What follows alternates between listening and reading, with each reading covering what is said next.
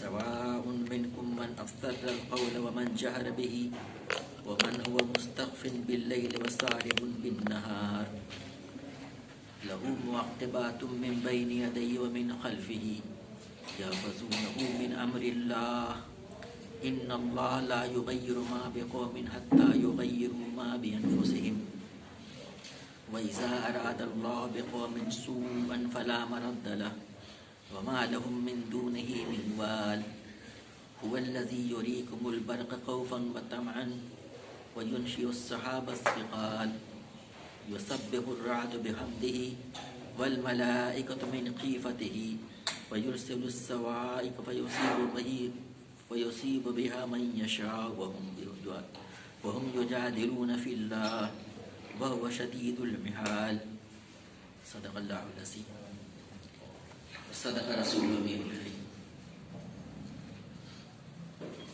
یہ سورہ رات کے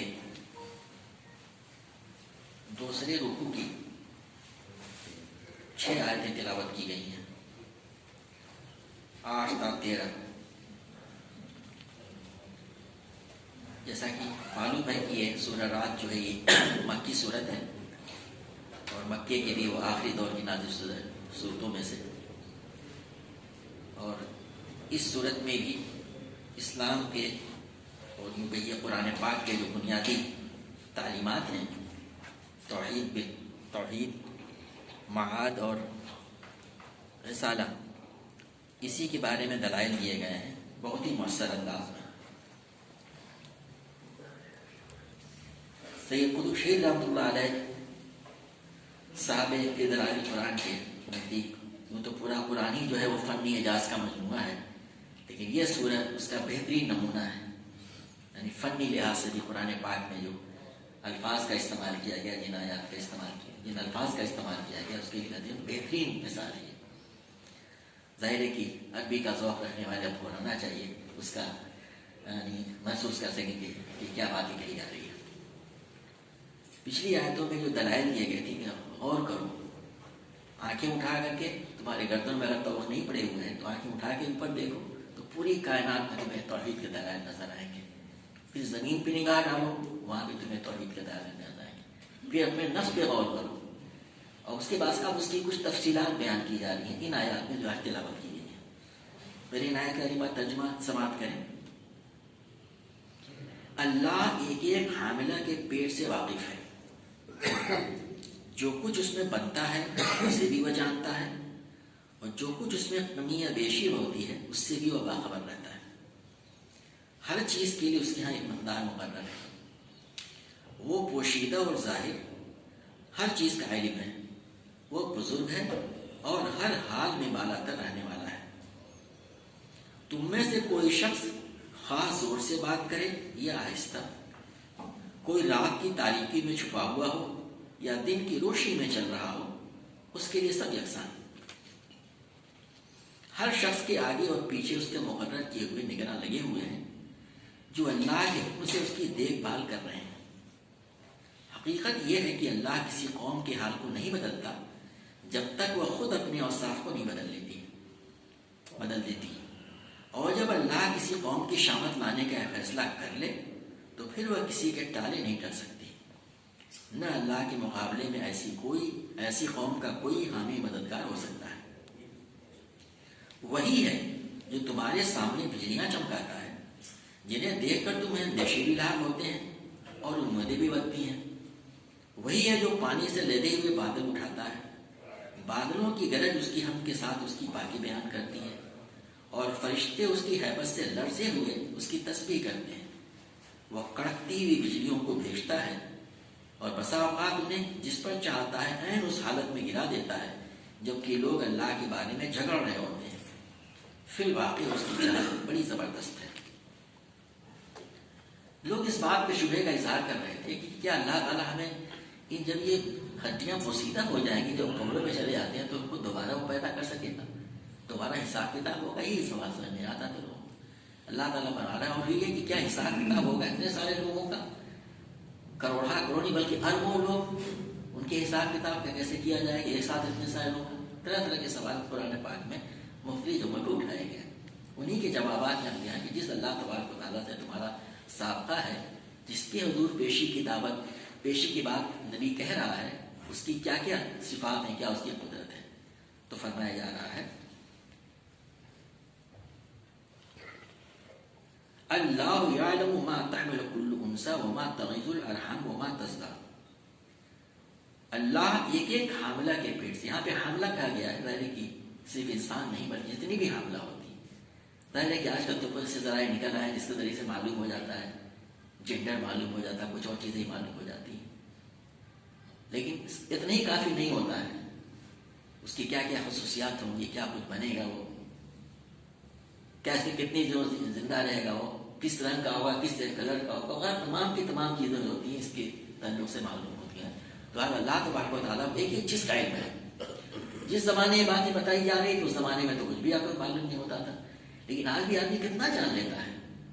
زیادہ سے زیادہ نہیں تو اس ہیلدی اس کا جینڈر کیا ہے بس، لیکن باقی اس کے بعد تعلق سے کیا کیا چیزیں جانکاریاں ہوتی ہیں وہ تمام کی تمام جانکاریاں اللہ تعالیٰ کو سب کچھ معلوم ہے. اور پھر یہی نہیں کہا جا رہا ہے کہ اس میں جو کچھ بنتا ہے وہ کچھ بڑھتا کرتا ہے. اب جانتے ہیں جتنی بھی فیمیلز ہوتی ہیں ان کا ایک پیریڈ ہوتا ہے اس کا عمل کا، جیسے انسانوں کے لیے ہوتا ہے 39 یا 40 ویکس ہوتا ہے، اسی طرح سے کچھ کا مہینوں ہوتا ہے، کچھ کا سالوں میں بھی ہوتا ہے، کچھ جانوروں کے بارے میں کبھی کم ہو جاتا ہے، کبھی زیادہ ہو جایا کرتا ہے. ان تمام کی تمام چیزوں کے بارے میں کیا اس میں کمی ہے، کیا زیادتی ہے، ساری باریک سے باریک تفصیلات کے بارے میں اللہ تعالیٰ کہہ رہا ہے اس کے علم میں سب کچھ ہوتا ہے. ایک بڑی عمدہ بات یہاں پہ آئندہ مفسر نے کہی ہے وَكُلُّ شَيْءٍ عِندَهُ بِمِقْدَارٍ، اور ہر ایک اس کے یہاں ہر ایک کی مقدار مقرر ہے. بظاہر ایسا لگتا ہے کہ جب کوئی چیز پری میچور ہو جائے یا اوور میچور ہو جائے تو کچھ کم یا زیادہ ہو گیا، کہ اللہ تعالیٰ کہہ رہا ہے نہیں، اللہ کے ہاں اس کی مقدار معین ہے. یعنی اگر کم ہوا ہے 39 ویکس کے بجائے وہ 37 یا 36 میں ہو گیا تو بھی اللہ کے ہاں مقدار معلوم ہے، اور اس سے زیادہ بڑھ گیا وہ 1-2 ویک یا جیسے بھی جو کہا جائے، تو تمام کی تمام چیزوں کے بارے میں اللہ تعالیٰ مقبول مقدار معین ہے.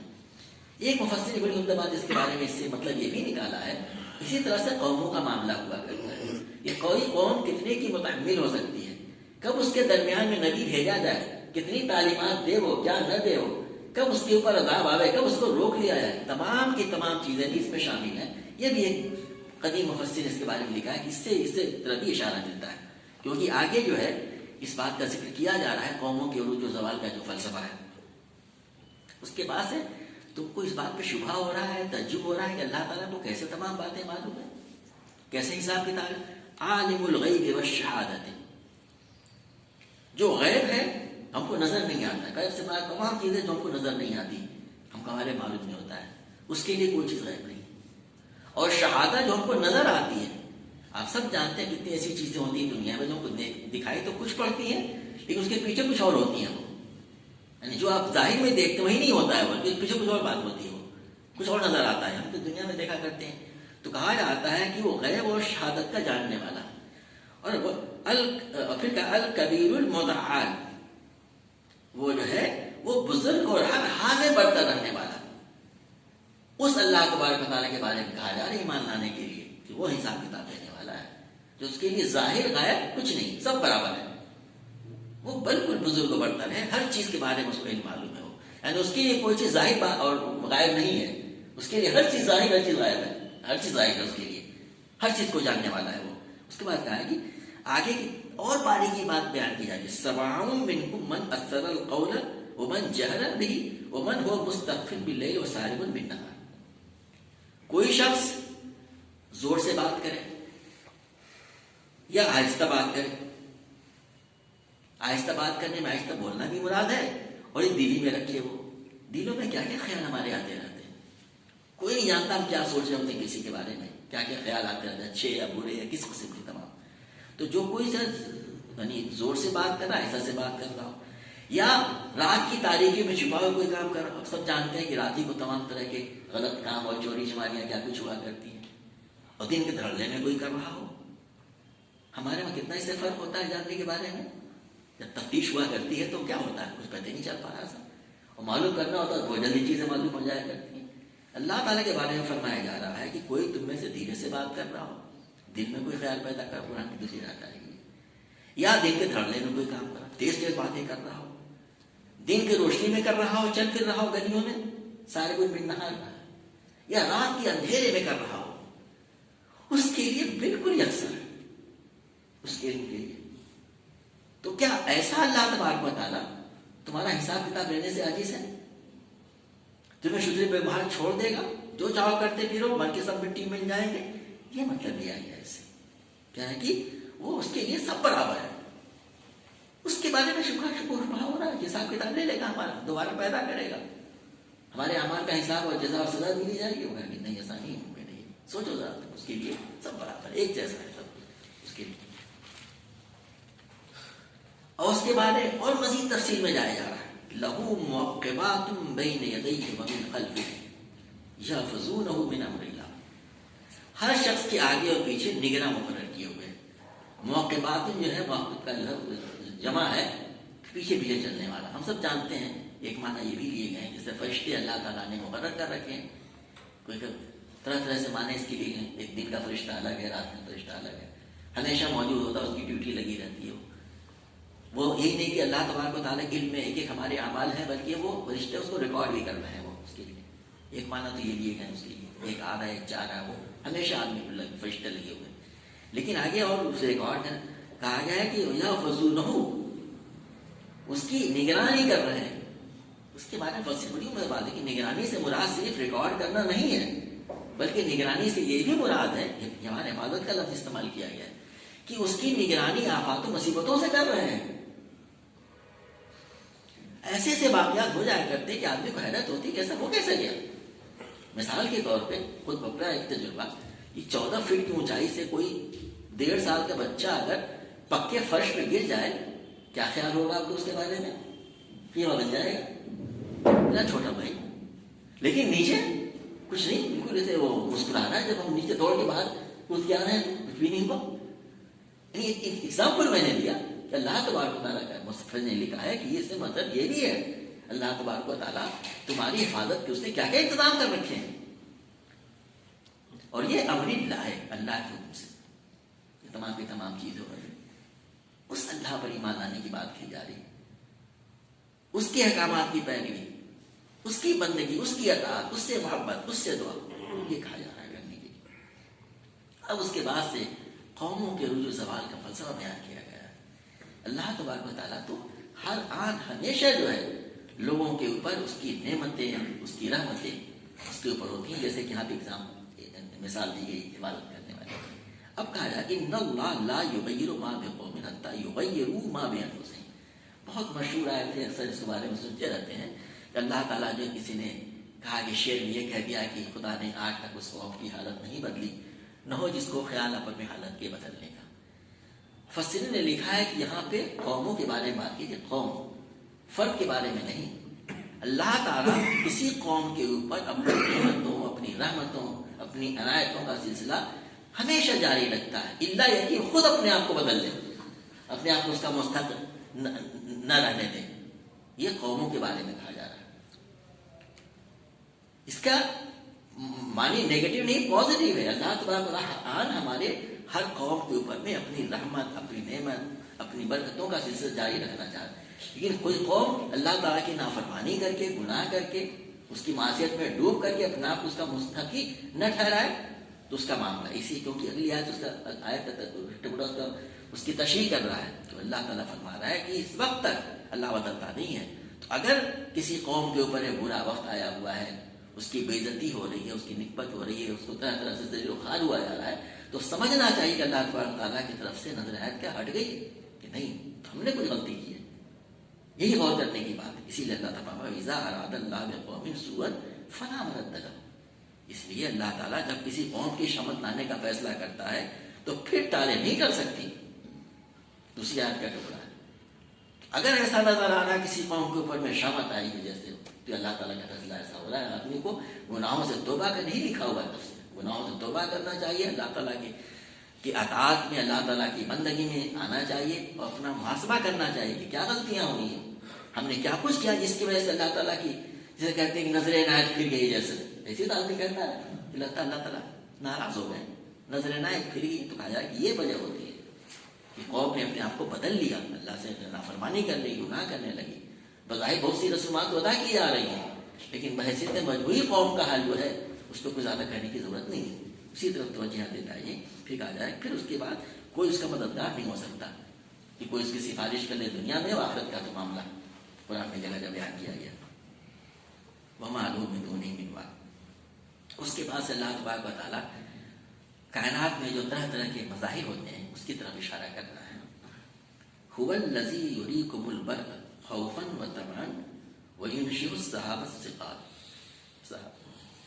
وہی ہے جو تمہارے لیے تمہارے سامنے بجلیاں چمکاتا ہے، جنہیں دیکھ کر تمہیں اندیشے بھی لاحق ہوتے ہیں اور امیدیں بھی بڑھتی ہیں. وہی ہے جو پانی سے لدے ہوئے بادل اٹھاتا ہے. جیسا پہلے کہا جا چکا ہے اس پورے صورت میں، یعنی جو مظاہر فطرت ہے ان کی طرف اشارہ کیا گیا ہے کہ یہ کامن مین آبزرویشن جب سے دنیا بنی تب سے انسانوں کا رہا ہے. آسمان بادل گھر کے آتے ہیں، اس میں چمک ہوتی ہے، گرجتے ہیں، اس کے بعد بارش ہوتی ہے، کہیں بارش نہیں بھی ہوتی ہے. اس کے لیے تو 3 طرح کی سٹیجز ہوتی ہیں بادلوں میں. سب سے پہلی چیز جو ہم کو نظر آتی ہے کہ روشنی ہوتی ہے. کبھی کبھی روشنی تو ہوگی، آواز نظر نہیں سنائی نہیں پڑے گی. کبھی روشنی بڑی تیز ہوگی، آواز ہی بڑی تیز لگتی ہے. اور کبھی اس سے بڑھ کر کے کیا ہوتا ہے کہ بڑی تیز لگتا ہے کہ کوئی چیز لکیر آ رہی بڑی تیزی سے سورج کے ساتھ ہے، پھر کہیں گرتی بھی ہے. پھر خبریں بھی آتی ہیں. اب تو ٹی وی میں خبریں آ جا رہی ہیں کتنے لوگ مر گئے، کلاؤڈ برسٹ میں جانے کیا کیا کہا جاتا ہے.